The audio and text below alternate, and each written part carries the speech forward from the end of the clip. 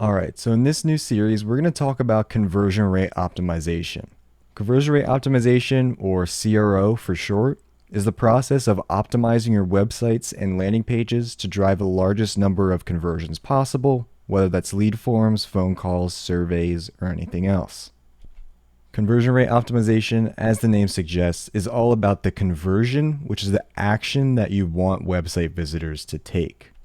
This is not about building a website that looks as pretty as possible with 5 pages of about sections that is more focused on brand awareness.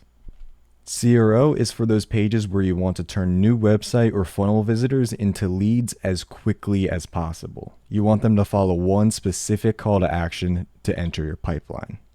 It's also particularly useful for product pages in e-commerce, which is an easy example. You want the largest number of visitors to purchase the product on your site, and in this case, the conversion action would be purchasing. But in this series, I'm going to mostly focus on lead generation, although these same principles can be applied to any type of business. So what are the best ways to optimize your sites and funnels? Well, the first step is improving the backbone of your website and making it run smoothly. The first thing people are going to notice is your website loading speed. Website visitors drop significantly as the loading speed increases, as people will click out of your website after it takes too long to load. So there are a few things you can do about that. First would be checking the media on your website to make sure it's not slowing down the user experience. That would be anything flashy or animated, and just seeing if disabling or modifying those things would have an effect on your loading speed. In my opinion, it's better to opt for a simpler, faster design than a bloated but fancy design. If you're telling your target audience what they want to hear and you have some social proof and don't look like a complete scam, the bells and whistles won't matter quite as much. Next, you should check the file sizes of your images and videos. If every piece of content is, say, hundreds of megabytes, then there's going to be problems for people with slower internet speeds because they'll have to download a lot of data to view the website. You can try compressing your images and videos to lower their size if they're too large, and making sure they're the appropriate resolution. For example, removing 4K and other extremely high resolution media that most users can't properly view anyway. And if you need help with this, there are plenty of free tools for compressing and resizing photos and videos that you can find by just Googling.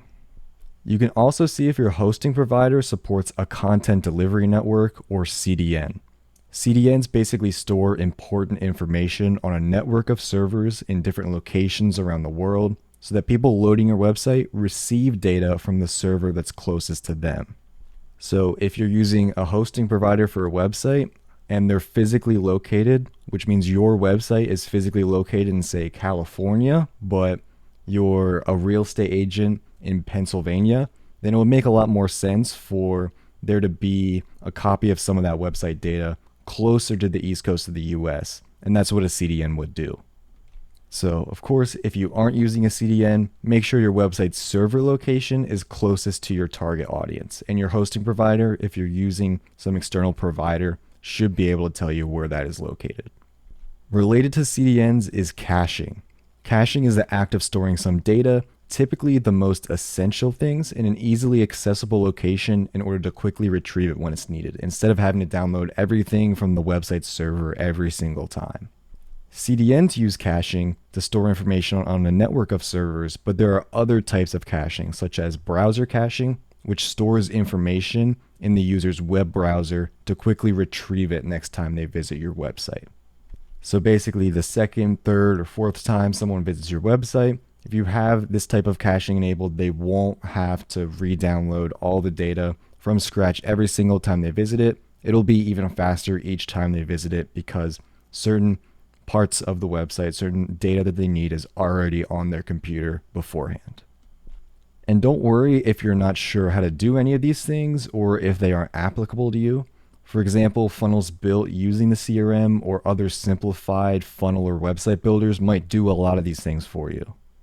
A lot of these tips are most relevant if you're using an external platform with complete control over your own website.